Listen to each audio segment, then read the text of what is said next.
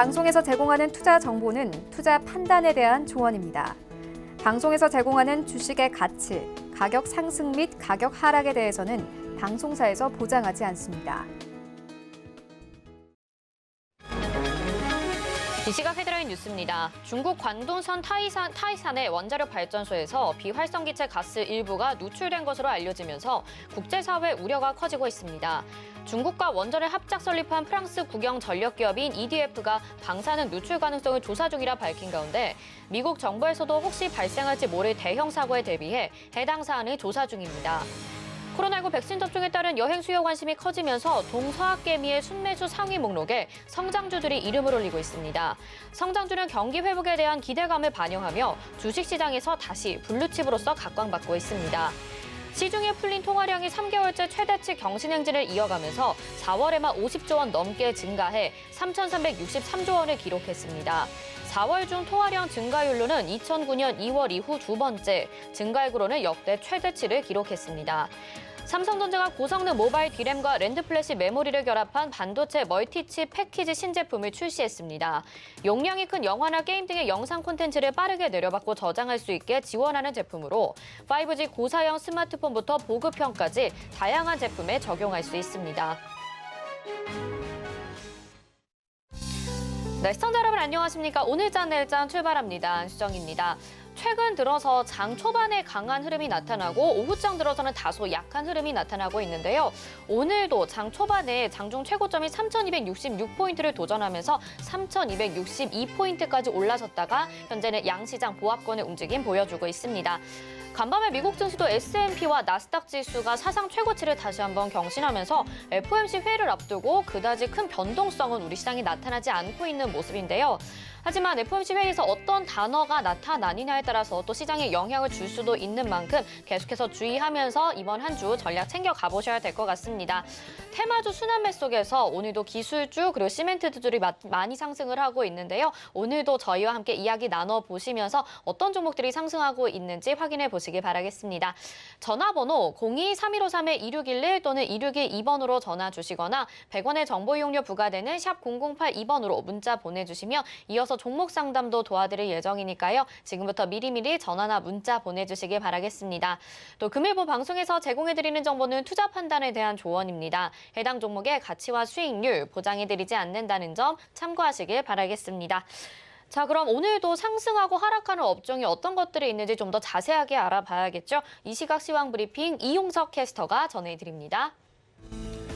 안녕하세요. 캐스터 이용석입니다. 현재 양시장 방향을 달리하고 있습니다. 먼저 코스피 지수부터 살펴보겠습니다. 네, 코스피 지수 현재 0.14% 상승한 3,256포인트 나타내고 있습니다.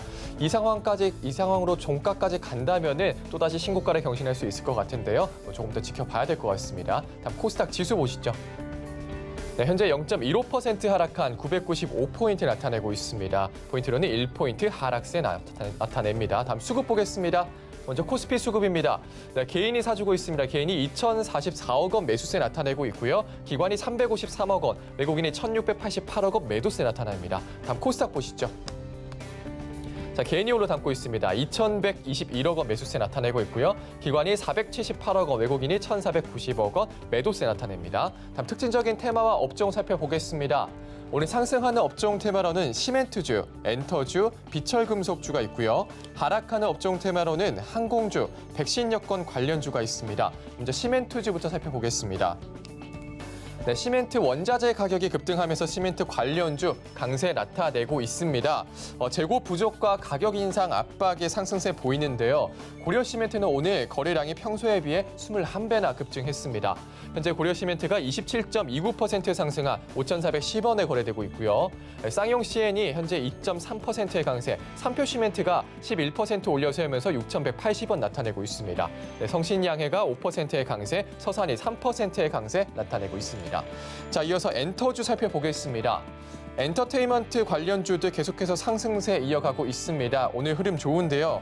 네, SM이 현재 7.86% 상승한 58,800원에 거래되고 있습니다. 아이돌 NCT의 흥행과 공연 재개에 대한 기대감으로 주가 상승세 나타내고 있고요. 네, JYP 엔터테인먼트 현재 0.98% 상승, YG 엔터테인먼트 현재 4.54% 상승한 53,000원에 거래되고 있습니다. 지니뮤직이 4%의 강세, 네, FNC 엔터까지 현재 4%의 강세 나타내고 있습니다. 자, 그리고 오늘 비철 금속주 살펴보겠습니다. 네, 비철 금속 섹터 오늘도 상승세 나타내고 있는데요. 고려아연이 올해 하반기 글로벌 재련 수수료가 반등하면서 실적 개선세를 이어갈 거라 전망되면서 오늘 강세 나타내고 있습니다. 현재 1.37% 올려 세우면서 44만 3,500원에 거래되고 있고요. 대창이 2.92% 상승한 2,650원, 이구산업이 2.5% 상승, 서원이 3%의 강세, 그리고 세니트까지 11% 올려 세우면서 2,330원에 거래되고 있습니다. 자, 다음으로 하락하는 업종 테마 살펴보시죠. 오늘 항공주도 하락세 나타내고 있습니다. 영국의 코로나19 신규 확진자가 재차 증가하면서 해제 조치 연기 소식에 항공주 하락세 나타내고 있습니다.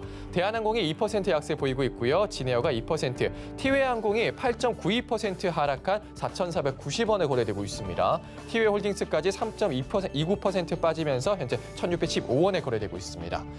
이어서 백신 여건 관련주도 살펴보시죠. 네, 코로나19 백신 기대감에 최근 상승세 이어갔던 백신 여건 관련주들 오늘 조정받는 모습 보이고 있습니다.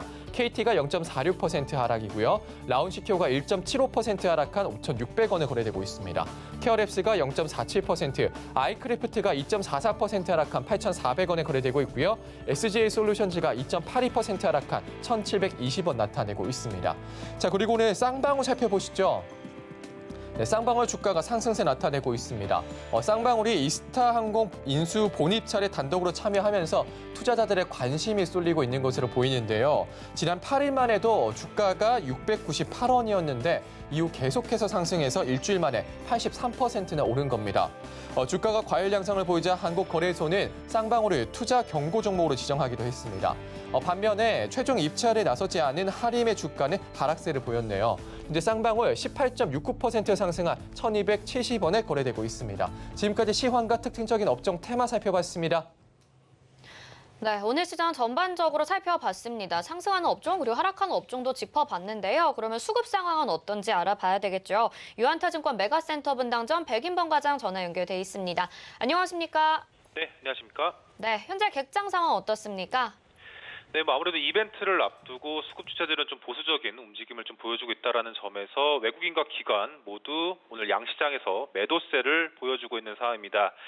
외국인 역시도 양시장 모두 매도세를 보여주고 있는 가운데 이 코스피 시장에선 SK이노베이션, 효성 TNC, SK하이닉스 등에 대한 매수세가 특징적인 모습이었고요. 코스닥 시장 같은 경우엔 SM, YG 엔터테인먼트, 클래시스 등에 대한 매수세가 특징적인 모습이었습니다.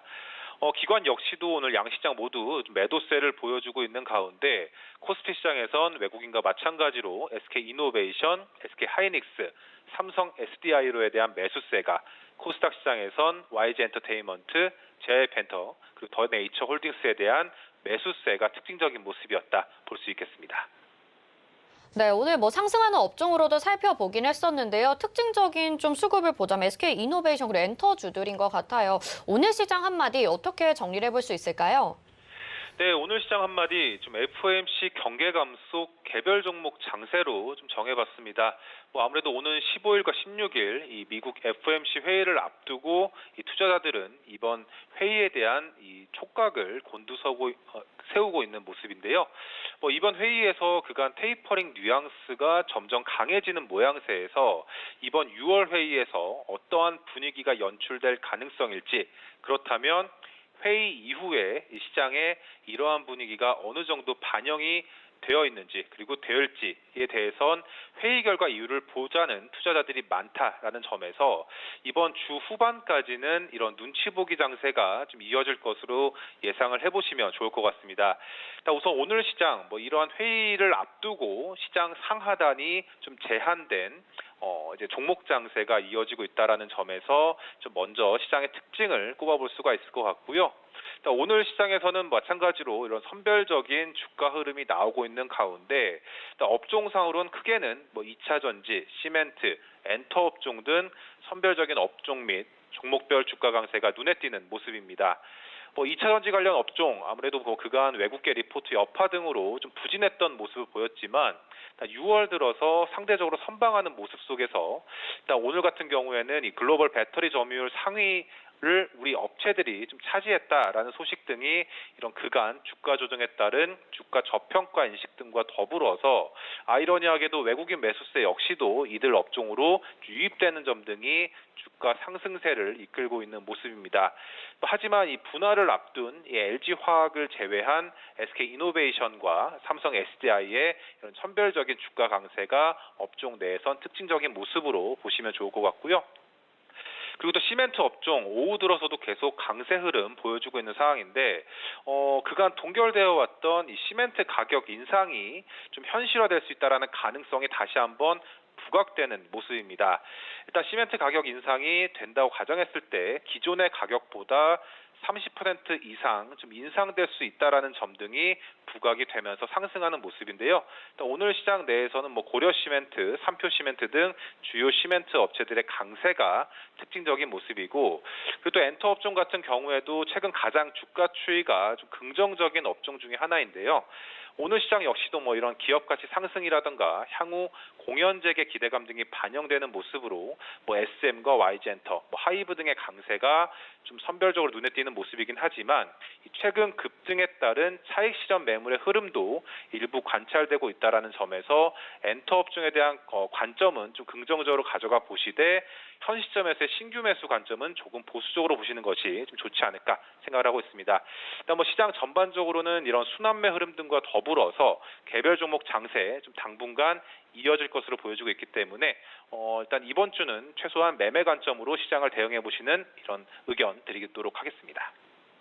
네, 오늘 시장 좀 자세하게 분석을 해주셨습니다. FOMC 회의 이후를 좀 주목해 보면서 SM이 또 목표 주가 상향 리포트도 나왔습니다. 장기적인 관점으로 보자 이렇게 말씀해 주셨네요. 오늘 말씀 여기까지 듣겠습니다. 고맙습니다. 네, 감사합니다. 네, 백인범 과장과 함께했습니다. 이어서 도너 리포트로 이어집니다.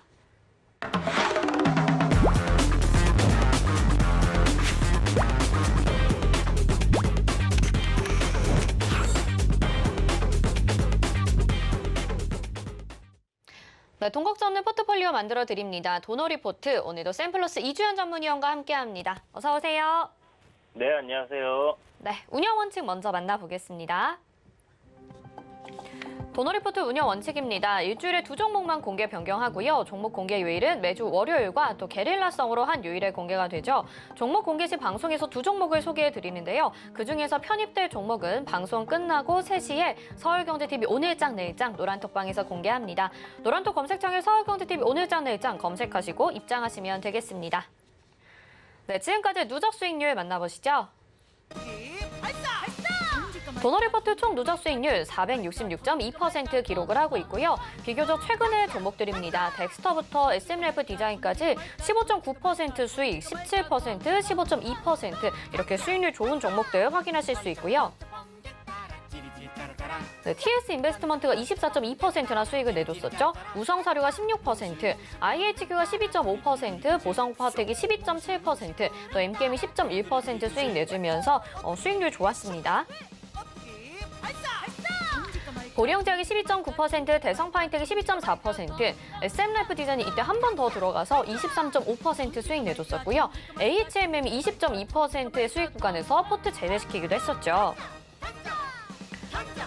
네, 현대코퍼레이션 0.5%, 신성 델타테크가 15.4% 수익 내줬었고요. 한전산업이 4.1% 수익 구간에서 포트 제외, 그리고 금호석유가 21.3%를 손절가 터치를 했었고, 또 다음 종목도 보겠습니다. 한일네트워크스도 7.5% 마이너스 손실 내면서 손절가 터치를 했었죠. 현재 포트 보겠습니다. 현재 종목들 총 4종목 담겨 있는데요. 메디포스트, 남해화학, 대상, 서암기계공업. 어제 서암기계공업이 새로 편입이 됐고요. 남해화학은 현재 3.5% 수익 구간입니다. 네, 도너리포트 종목들 열심히 달려가주고 있습니다. 또 수익을 누리기 위해서 기다려주고 있는데 오늘 시장에 대해서 점검 좀 들어보고 그다음에 리뷰 들어보도록 할게요. 오늘 시장 뭐 여러 가지 특징이 있긴 하지만 위원님 HMM을 저희가 수익을 많이 내고 포트에서 제외시키기도 했었잖아요. 그 이후에 가지고 계신 분들도 있었을 것 같은데 산은에서 전환사채 안 하지 않을까라는 의견이 우세했음에도 불구하고 전환사채하면서 오늘 주가 4% 정도 빠졌다가 다시 반등하면서 그래도 양봉으로 올려 세우긴 했습니다. HMM에 대해서 지금 다시 한번 매수 기회인지 어떻게 보시는지 궁금하거든요. 의견 들어볼게요. 네, 일단 개인적으로 HMM 이번에 이제 좀 이런 뉴스가 나온 부분에 대해서는 조금 굉장히 아쉽다라는 생각이 들고요. 이제 4만 원 정도 부근에서 이제 매수를 하면 굉장히 좀 좋겠다라는 생각을 했던 부분이고, 보시는 것처럼 이제 전저점, 파동이 이제 이렇게 만들어진 전저점 부근에서의 이탈이 나오는 시점에서는 매수 관점으로 이제 4만 원까지 내려오면 좋겠다라고 했던 부분인데, 뭐 4만 원 기회를 안 주고 이제 반등이 나왔어요. 이날 이제 보시면 6월 8일 날 아침에 이제 장 전에 제가 아마 요 5일선과의 이격을 좀 줄이는 반등이 강하게 나올 거다라고 이야기를 드렸는데, 아침에 이제 조정 나올 때 좀 괜찮은 흐름이었고, 그리고 나서 다음날 이제 음봉 나올 거다 말씀드리고 음봉 나오고, 굉장히 지금 어제까지만 해도 주가 흐름 굉장히 좋았습니다. 그리고 이제 박스권 상단인 뭐 5만 원이나 한 4만 9천 원 정도까지는 이제 상승 흐름이 나오겠거니 했는데, 이제 뭐 12 전환을 하는 부분은 사실 뭐 누구나 다 알고 있었던 부분이고요. 전환 사채를 이제 뭐 주식으로 전환하느냐 안 하느냐 이게 중요한 게 아니라, 이 전환된 주식을 시장에 파느냐 안 파느냐가 사실 중요한 부분이거든요.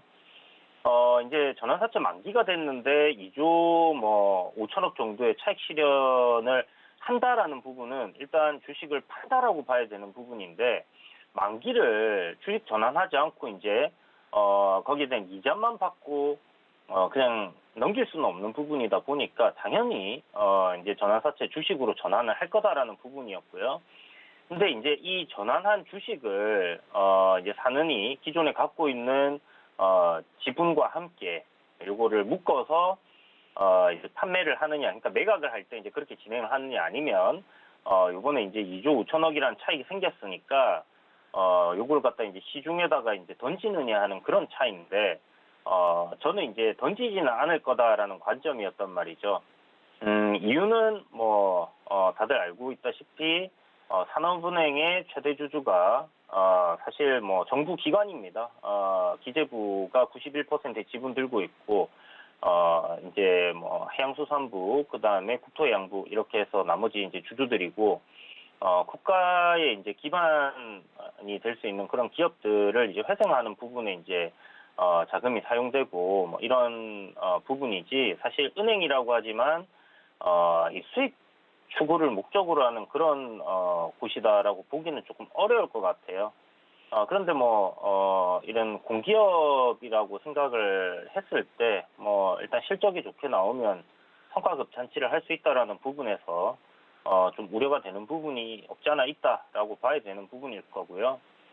뭐 이 개인 투자자분들도 많이 들고 있고, 그리고 기관 산업인 종목 좀 산은에서 장기적인 관점으로 보유를 했다가 좋은 주인을 만났을 때 그때 현재 보유한 지분과 함께 좀 매각하는 방향으로 좀 진행을 했으면 좋겠다라는 생각이 드는데요.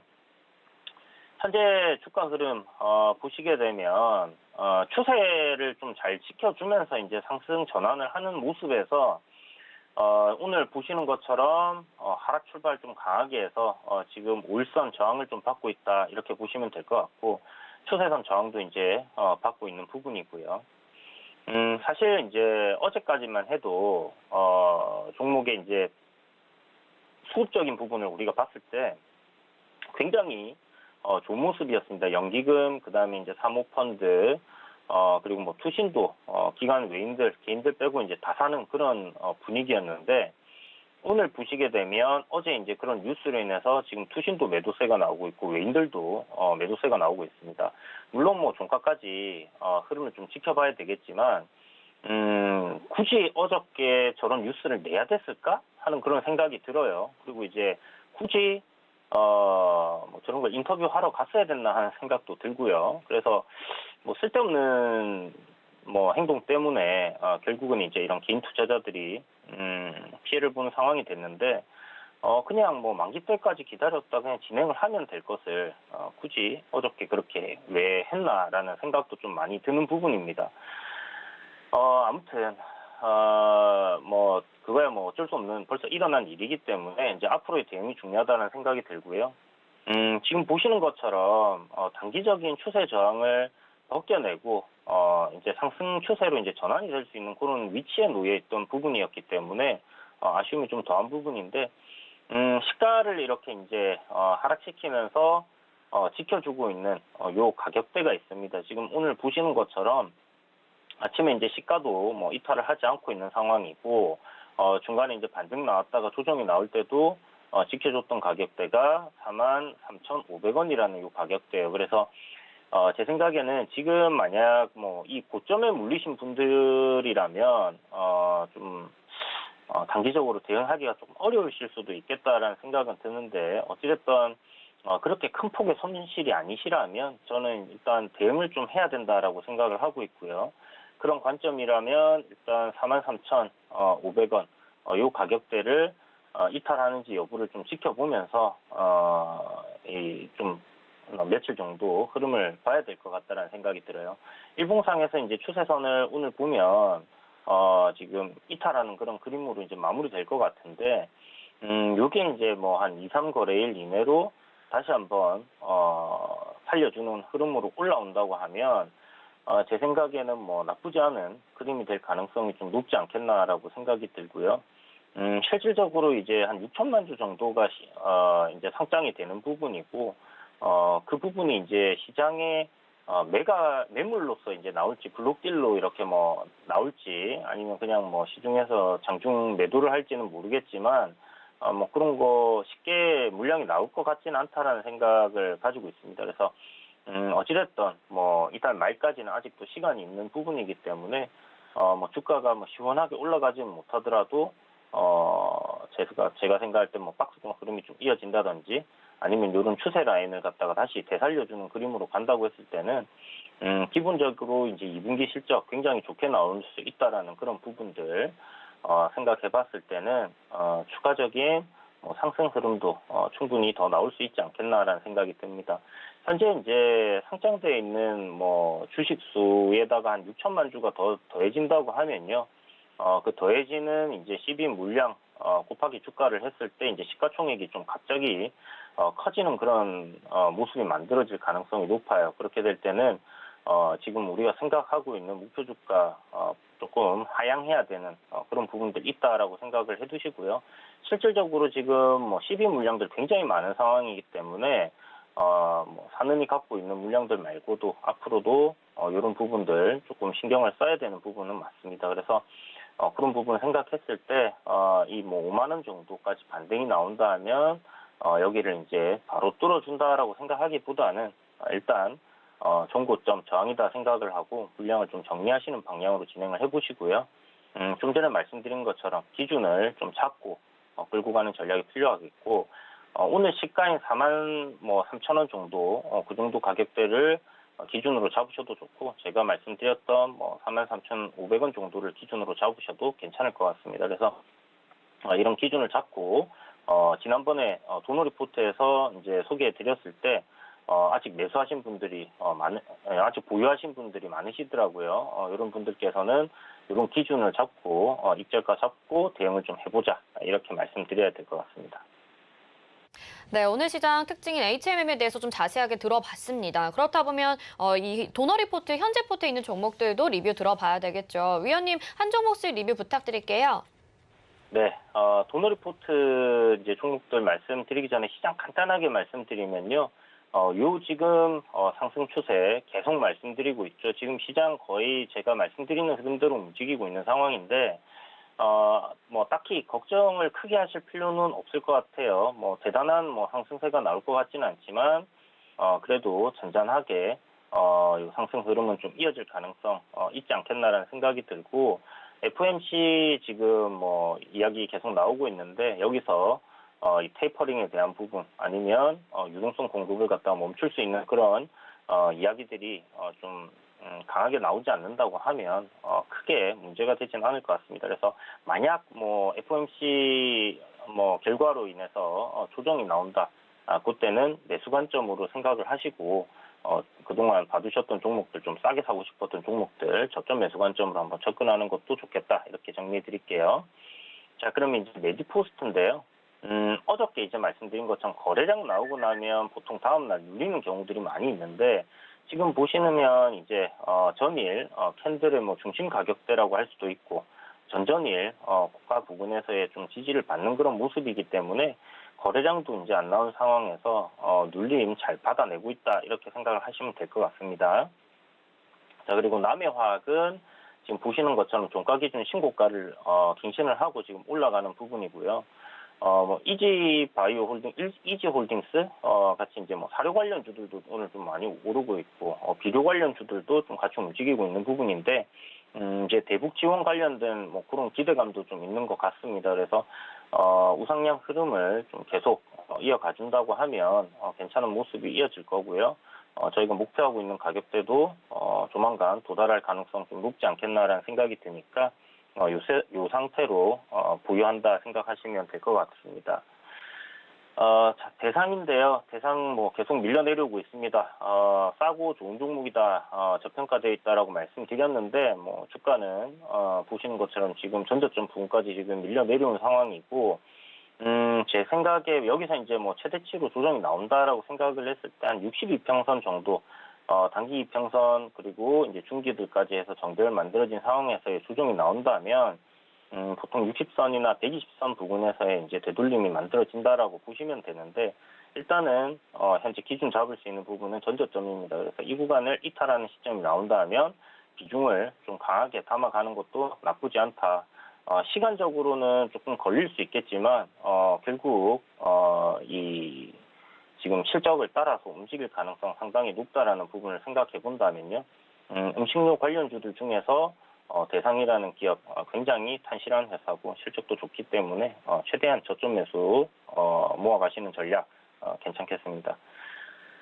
자, 그리고 이제 어저께 포트에 편입시킨 이제 사암기계공업인데요. 보시게 되면 앞쪽에 이제 저항 이렇게 이제 갭 하락을 잠깐 했던 뭐 그런 위치가 있습니다. 그런 구간에서의 이제 저항도 좀 받았던 부분이고, 요런 이제 고점권을 이제 돌파를 해두고 눌리는 시점이 만들어지는 모습이다라고 볼 수 있을 것 같고요.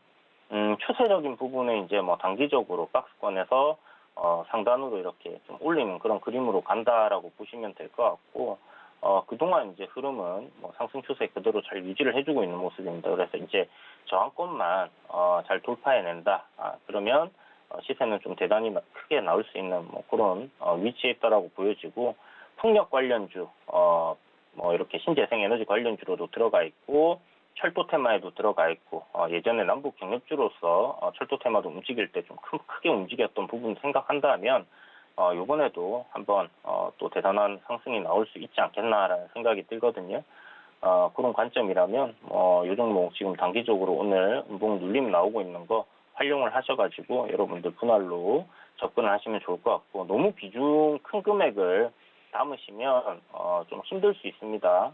지금 보시는 것처럼 거래 대금이 뭐 엄청나게 많은 종목이 아니기 때문에 최대한 분할로 나눠서 이렇게 좀 접근을 해보시는 전략이 좋겠다, 이렇게 정리를 하도록 하겠습니다. 네, 도너리포트 현재 포트에 있는 종목들도 AS 받아봤습니다. 조금 더 자세한 내용 궁금하시거나 또 문의사항 있으신 분들은요. 서울경제TV 오늘장, 내일장 노란톡방 들어오시면 되겠습니다. 옆에 QR코드 찍고 간편하게 입장하시면 좋겠습니다. 이주연 의원님 여기서 인사드리겠습니다. 고맙습니다. 네, 감사합니다. 네, 이어서 이슈 칼럼으로 이어집니다.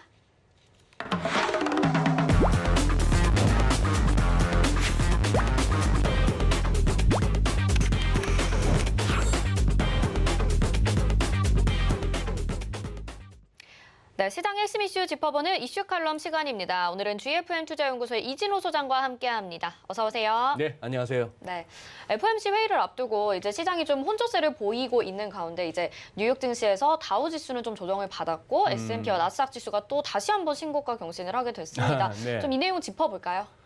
예. 어쨌거나 지난주 목금 수목이었나요? 어쨌거나 하루 차이로 중국 먼저 이렇게 PPI, CPI 나오고 네. 그 다음날 미국의 5월 CPI가 나왔는데 뭐 헤드라인으로 나온 숫자는 다 높았죠. 아마 이미 며칠 전 내용이라서 다 짚어보신 것 같습니다만 그걸 어쨌거나 잘 소화해냈습니다. 네. 중국 같은 경우는 생산자 물가 지수가 9%나 오르는데 1년 전 대비.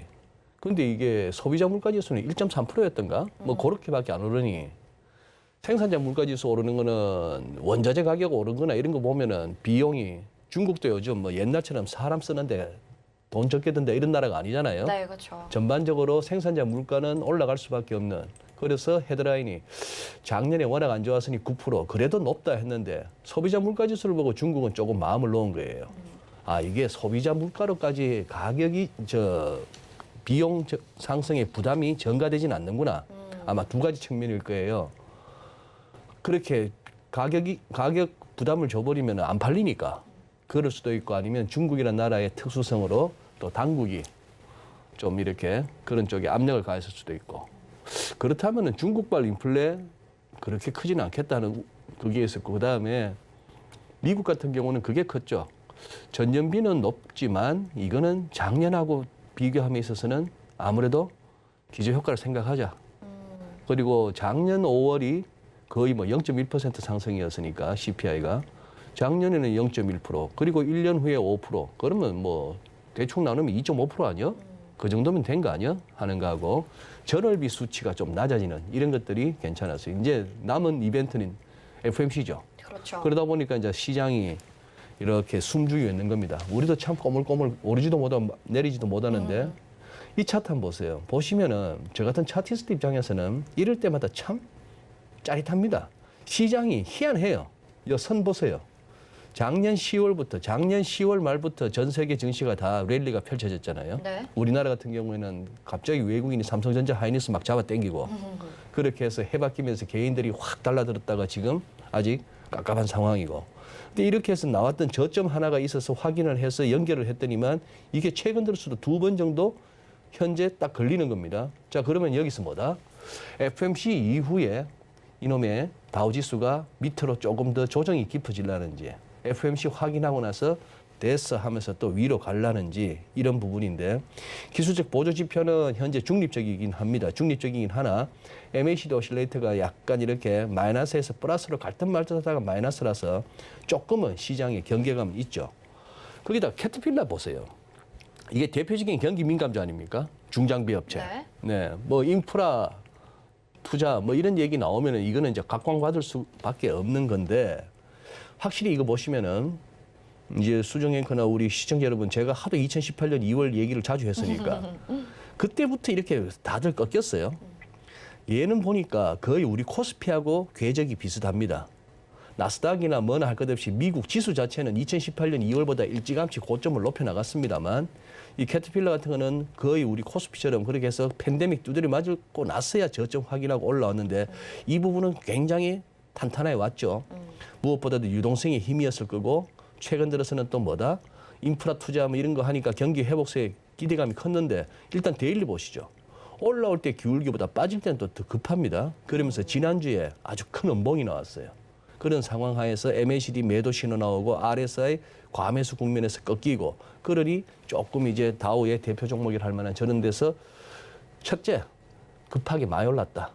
그런 상황이고 나스닥은 지난주 봤을 때보다 조금 더 올라와서 뭐죠? 지난번 2번 막혔던 여기를 가느냐 마느냐 이런 상황이고 여기서 이 부분은 뭐 넘어가고 아직도 지난주 말씀드렸던 이 두 개의 시나리오는 여전합니다. 결국 2번 막혔던 여기를 열고 추세 지속형 패턴으로 해서 더 뻗어나가느냐 아니면은 이번에 그냥 막혀서 트리플탑 3중 천정이 돼서 조금 주저앉아야 되느냐 이걸 갖다가 FOMC 보고 결정하겠다는 거예요.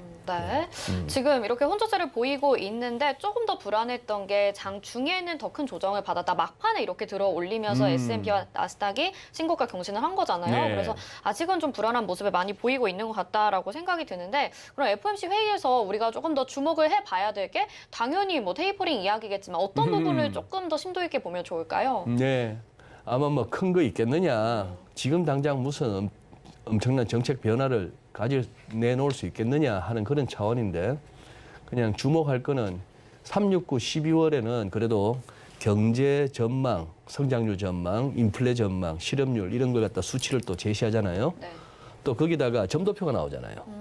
이제 FOMC 위원들이 자기들이 생각하는 금년 말, 내년, 후내년 뭐 기준금리가 이 정도 가 있을 것 같다, 이제는 갔으면 좋겠다는 차원의 점을 찍는데 그게 이제 중요한 거죠. 이거 보시면은 지난 3월 FOMC에서 점도표입니다. 넘겨주시고 점도표를 한번 띄워주시죠, 화면에. 자, 여기서 이제 점도표를 보시면은 우선 2021년에는 네, 그 다음 슬라이드로 넘겨주세요. 요거 다음, 네. 자, 2021년 금년이잖아요. 금년 보시면은 지금 여기 뭡니까? 0에서 0.25입니다. 자, 요 굵직한 선이 1%포인트씩이에요. 1, 2, 3, 4로 올라가는데 여기 보면 0.25%씩에서 이렇게 또 매듭이 지어져 있죠. 금리 통상적으로 25bp씩 움직이니까 네. 지금 제로에서 0.254입니다. 페더럴 펀드 타겟 레인지라고 하죠. 연방기금금리의 목표 범위. 그렇게 해서 제로에서 0.25, 그래서 0.125, 요 자리에 이렇게 점들이 다 찍혀서 지난 3월 달에는 금년에 금리 인상 없어. 다들 합의가 됐고 내년 가면은 한 4명 정도는 금리 좀 올려야 되는 거 아니야? 후내년 가면은 한 7명 정도는 금리를 좀 올려야 될 것 같은데 특히나 2명 정도는 뭐죠? 금리를 올려도 한 4번은 올려야 되는 거 아니야? 이런 얘기예요. 그렇네요. 네. 그런 식인데 이제 점도표에서 그래도 우리가 흔히 말하는 중간값이라는 건 이제 그걸 갖다가 컨센서스를 보는데 지금 이 부분입니다. 중간값이 혹시나 변할까 봐. 금년이야 변하지 않겠죠. 내년에 혹시 2020 내년 가서도 금리 좀 올리자는 사람이 점이 한두 개라도 더 이 제로에서 올라와 있거나 후내년께 올라와 있거나 이렇게 할까 하는 부분을 아마 시장에서는 가장 주목할 것 같아요. 그리고 성명서에서 그 제롬 파월 의장이 촉발했던 말장난이 있잖아요. 금리 인상을 생각하는 것조차 생각하지 않는다의 개정판, 테이퍼링을 논의하는 것을 논의한다. 네. 예. 자, 그 표현이 이제 나올지. 뭐 이제 그런 정도가 관전 포인트예요. 그러면 시기적인 문제라고 봐야 되는 건가요? 다들 그래요. 이번에? 어차피 네. 테이퍼링은 할 거 아니야? 네네. 하긴 하는데 언제 연준에서 성명서가 됐건 기자회견에서 파월의 발언이 됐건 간에 우리 테이퍼링을 논의할 때가 된 거 아니냐 정도는 얘기했어. 네. 뭐 이런. 그게 이번이 될지 아니면 이번이 이번은 될지, 그냥 넘어가고 다음이 넘어갈지, 다음이 될지 그 될지. 부분을 체크를 그런 해봐야 될 것 체크해봐야 될것 같습니다. 같습니다. 네. 근데 미국의 통화 정책도 이렇기는 한데 또 우리나라도 하느니 계속 이제 금리 인상에 대해서 자꾸 언급을 하고 그러니까요. 있잖아요. 그래서 예. 우리나라도 사실 좀 불안한 부분이 있는데 이 부분 어떻게 봐야 될까요? 사실 뭐 연준도 그런 표현, 채권 시장에서 자주 쓰는 표현 이미 깜빡이 켠 지는 오래됐고 우리 테이퍼링 할 거야. 네. 이런 식이고 우리 한은도 금통위 때나 아니면 이런저런 기회 있을 때 한은 뭐 총재, 부총재 할 것 없이 금통위원들이 뭔가 한마디 하면은 우리 신문 기사에서 깜빡이 켠 한국은행 이러잖아요. 네. 자, 금리 인상 깜빡이는 켰습니다. 2번에 걸쳐서 부총재부 한 분이 그러셨잖아요. 6월 10일 날 기준금리를 한두 번 올린다고 해서 긴축은 아닐 수 있다. 여기서 언론들은 그걸 갖다 주목한 겁니다. 기준금리 한 번 올린다고 아니고 한두 번 올린다고 했더니만 이게 단발성이 아닌가 보네. 한두 번까지 얘기를 하니까 또. 네. 예, 그렇게 해서 이제 그리고 그 얘기를 한 거예요. 이 레토릭을 보시면은 가계 부채가 계속 증가하고 있고 자산시장 투자가 많이 늘어나는 부분을 좀 비중이 고려해야 된다. 이 얘기는 가계 부채 너무 넣는 것도 좀 걱정되고 자산시장 투자가 많이 늘어난다. 저 표현 뭐겠습니까? 소위 말하는 금융 불균형 내지는 금융시장 안정 뭐 저런 표현들은 다 중앙은행가들이 쓰는 야 시장 약간 버블기가 있다 이 표현이죠.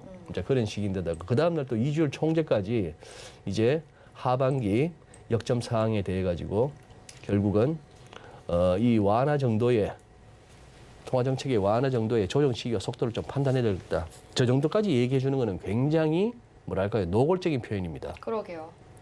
우리는 완곡하게 이제 표현한다고 한 거지만 시장에서 느끼기에는 저 정도면 노골적인 거예요. 하반기에는 금리 올릴 것 같단 말입니다.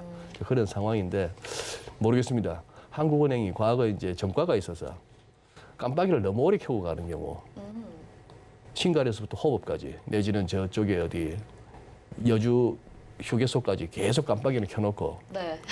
계속 직진하는 경우, 네. 아니면은 뭐 우회전 깜빡이 켜놨는데 갑자기 핸들을 왼쪽으로 꺾는 경우, 그럴 뭐 수도 있나요? 그런 경우가 왕왕 있었기 때문에 네. 예전에 욕을 좀 먹었죠. 아, 네네. 깜빡이 이 일종의 이것도 보면은 운전에 비유하자면 그런 거예요. 우회전 깜빡이 켜놓고 좌회전하면 얼마나 황당하고 사고가 납니까? 그렇죠. 그걸 제롬 파월이 저기 트럼프 대통령 때 그랬잖아요. 2018년 10월인가 그 무렵에 금리 벌써 한 2번 올렸었잖아요. 네. 중립금리 한참 멀었어.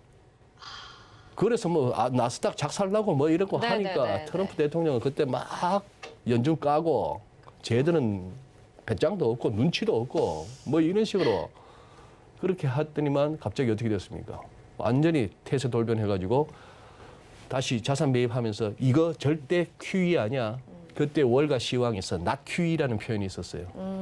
QE는 똑같은데 이거 제발 QE라고 부르지 마라. 시장 안정을 위해서 그런다. 뭐 이런 식으로 not QE라 했지만 결국은 뭐 월 1,200억 불씩 펑펑 사면서 돈 풀리 나가고 그러고 나서는 금리 인하까지 가고 결국 제로 금리로 다시 오고 이게 이제 소위 말하는 연준에서도 나타났던 깜빡이는 우회전, 핸들은 왼쪽으로. 그런 일 없어야겠죠, 이번에는. 없어야 그렇죠. 되죠. 네. 그랬을 경우에 시장이 상방이든 하방이든 제일 크게 움직이는 거예요. 그래서 뭐죠? 다들 하는 얘기가 뭐 놀라운 지표나 실적이 나오더라도 예상했으면 시장은 덤덤하고 그렇죠. 그다지 뭐 그건 아닌데도 불구하고 예상과 정반대일 경우에 시장은 변동성이 생기는. 그래서 아마 지금 그럴 겁니다. 이번 FMC는 설령 도비시한 소위 말하는 비둘기파적인 완화적인 그런 스탠스를 유지한다고 해서 증시나 뭐나 막 환호하기보다는 조금이라도 생각보다 매파적이다 싶은 대목이 보이면은 조금 움찔할 수 있는 그래서 그 영향이 다소 비대칭적일 수 있는 그런 어떤 FMC가 될 것 같습니다. FOMC 회의와 더불어서 한은의 정책도 발언들도 조금 주의 깊게 봐야 될 것 같습니다. 자, 이제 비트코인 이야기를 좀 해보려고요. 네. 3,800만 원까지 떨어졌었습니다. 그런데 네. 다시 테슬라가 비트코인 결제 허용한다라고 하면서 지금 4천만 원대죠? 4,600만 원까지 올라왔는데 이 부분 또 어떻게 보시나요? 그러니까요. 수진 씨도 코인 하시죠? 네, 저는 앵커라서 그렇게 또 한다고 말씀을 드리기가 좀 곤란하긴 한데 공부 차원에서 네, 조금 하고 있습니다. 네. 제가 알기로 우리 경제신문, 경제 채널 쪽이나 신문 쪽의 기자분들, 작가분들 네, 다들 공부 차원에서 그렇죠. 새롭게 나오는 펀드도 조금 가입해보고 무슨 이렇게 하면은 이것도 저것도 다 해보세요. 다 네. 해보시는데 그러니까 공부 차원이면은 딱 수업료 감당할 정도로 하셔야 되는 거예요. 그렇죠, 네. 그래요. 한 500만 명 넘는 분들이 계십니다. 이 코인 시장에. 그러니까 거의 뭐 매주 이 얘기를 안 할 수가 없는데 참 저는 뭐 매번 할 때마다 우리 코인 시장에 투자하고 계신 분들이 듣기에 불편한 말씀만 드려와서 죄송한데 저의 뷰는 여전합니다. 우선 이 슬라이드 한번 보시죠. 어제 CNBC에 꽤나 오래 머물렀던 화면인데요. 비트코인이 10%, 사실은 뭐 13%, 15%까지 하루 만에 뛰었죠. 그냥 팝스 그렇게 훌쩍 뛰어 올랐던 얘기죠. 머스크가 테슬라가 다시 이 크립토 커런시를 받을 수 있다. 전기차 팔면서 이 얘기를 했습니다. 뭐 기사 내용이나 말은 다 아실 텐데, 저는 이 친구 이 눈빛이 저는 도저히 신뢰할 수 없습니다. 난 저런 눈 갖고 있는 사람 저는 신뢰 못합니다. 지난주에도 말씀드렸던 것 같은데 저보다 훨씬 잘난 분이죠. 돈 많죠. 네. 유명하죠. 아주 뭐 머리 그거 하고 한데 저는 뭐 저런 눈빛은 그리고 말 바꾸는 선수 싫어합니다. 싫어하고 그냥 이렇게 접근하십시오. 이걸 갖다가 지금 아무도 모르는 거예요. 지금 비트코인 한번 띄워봐 주십시오. 지금 이걸 지난번에 쿵 반짝 쿵이었습니다. 자, 그러면 여기서 파동으로 A, B, C가 끝났다면 지금부터는 이제 다시 3은 좋은 거예요. 네. 그런데 이게 여기서 완전히 큰 꼭지를 박고 말입니다. 여기서 1, 2, 3. 지금은 조정 4파 차원에서 반등 나오고 다시 또 5파가 있을 수 있는 거예요. 그것이 큼지막한 A 파동이 될 수도 있습니다. 길게 봤을 때. 그걸 지금 모르기 때문에 우리는 매일매일 매 순간순간 시장에서 이 홀짝 게임이 어려운 겁니다. 어느 쪽일까 싶은데. 그러면 여기서 A, B, C로 끝나서 지금부터는 올라가는 게 추세고 밀리는 거는 조정이라서 밀릴 때마다 다시 또 추매하면 돼라고는 판단 기준은 지난번에도 말씀드렸던 이 선이에요. 47,000불 어라운드. 여기를 올라서면은 1, 2, 3, 4, 5 이런 식으로 세는 파동은 기각해야 됩니다. 왜? 위로 가든 아래로 가든 1, 2, 3, 4, 5 했을 때 이 4파가 1파를 물고 가는 경우는 없기 때문이에요. 지금 무슨 소린가 하시겠지만 시장에서 어지간한 차티스트나 어지간한 AI 그리고 알고리즘에 다 입력되어 있는 그냥 엘리어트 파동 이론의 기본 원칙입니다. 네. 그 원칙은 뭔데? 전혀 과학적이지도 않고 상식적이지도 않고 이론적이지도 않습니다. 그냥 시장은 이러한 경향을 띄더라 하는 걸 갖다가 이론적으로 만들어 놓은 건데요. 그래서 47,000불까지는 트라이가 가능합니다. 이거 열면은 그때는 아닌 게 아니라 올라가다 밀리면 또 사고 하는 시각이 가능하고 여기 못 가서 이렇게 주저앉으면은 오히려 올라올 때마다 좀 줄이는 그런 그게 필요한데 이것도 결국은 딴 거 없습니다. 계속해서 연준 쪽에서 이 욕조를 채우는 풀장의 그 큰 풀장을 갖다 채우는 물의 이 배수관이 지금은 콸콸콸콸 들어오고 있는데 요걸 조금 이렇게 꼭지를 잠궈서 쫄쫄쫄쫄로 하겠다는 게 테이퍼링 아니에요? 네. 지금 이걸 갖고 쪼는 겁니다. 여기다 뭘 해서 물을 빼겠다는 게 아닌데 이 정도 물을 넣다가 요 정도로 물 넣겠다는 것만 갖고도 다들 쪼는 거예요. 그러네요. 이게 네, 테이퍼링 네, 논쟁이에요. 네. 네, 이게 테이퍼링 논쟁이니까 과연 그걸로 인해서 장이 빠질 수가 있는가? 그래서 은근히 테이퍼링 얘기가 워낙에 연준이 오랜 얘기를 저렇게 했고 인플레이션은 일시적이고 그리고 금리가 오르는 건 좋은 거야 이런 옐런 의장이 얘기하고 이런 것들이 조금씩 시장에 설득이 되는 것 같아요. 2013년 버냉키 시절에 한 1.4% 하던 놈이 한 3% 슬쩍 넘어가는 거의 2배 이상 금리가 훅 뛰었을 때 깜짝 놀랐던 게 테이프 텐트럼인데 지금도 어떻게 보면 0.5, 0.6 하던 놈이 지금 1.7 갔으니까 3배 이상 갔던 거예요. 가는 과정에서 우리가 시장이 겪었던 조정은 2013년 그때 대비 그거 하죠. 한번 겪어봤던 일이고 또 아까 말씀드린 이 관점 물을 빼는 건 아니고 유입되는 물이 적어진다 하는 그런 거 하고 차원에서 아마 조정이란 것이 그렇게 깊어지지는 않을 것 같습니다. 진짜 조정이 깊어지려면은 정말 깜빡이를 완전히 난폭 운전을 해야 되는 거예요.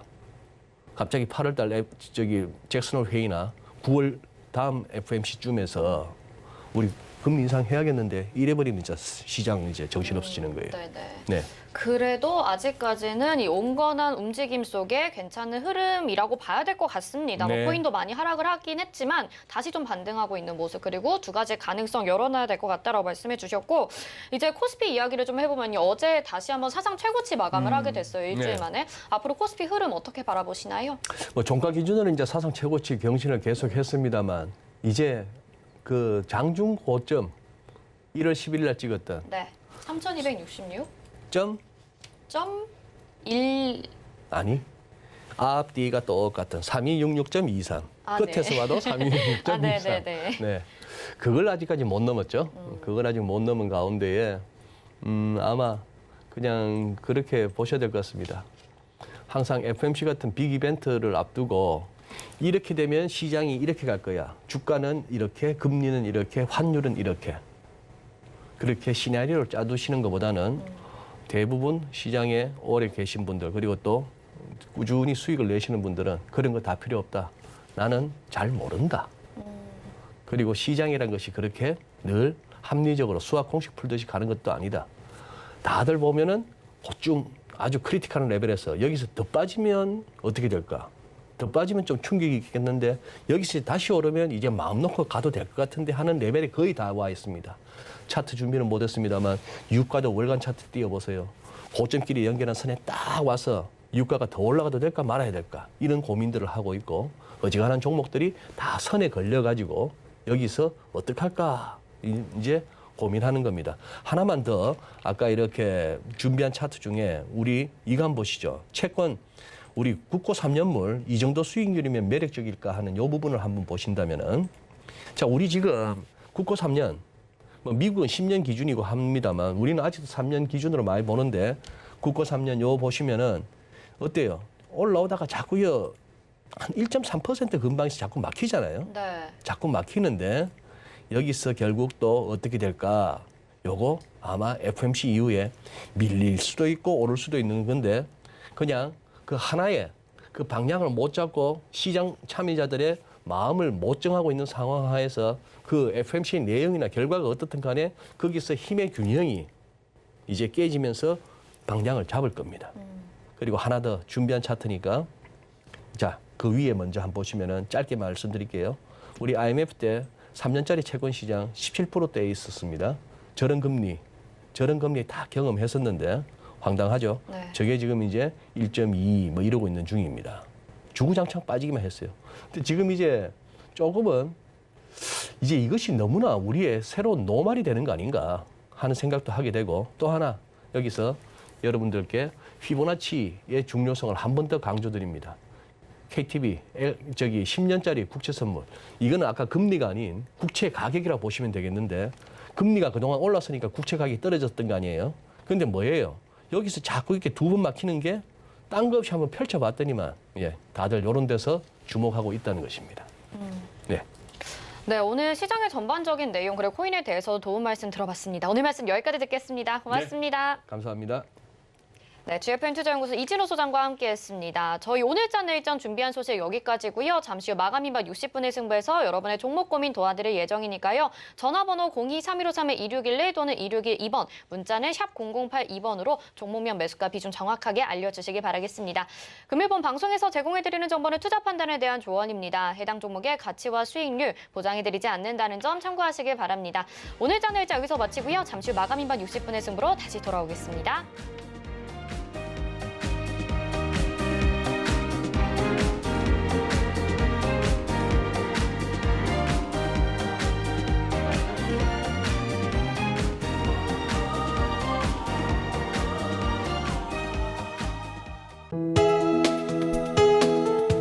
방송에서 제공하는 투자 정보는 투자 판단에 대한 조언입니다. 방송에서 제공하는 주식의 가치, 가격 상승 및 가격 하락에 대해서는 방송사에서 보장하지 않습니다.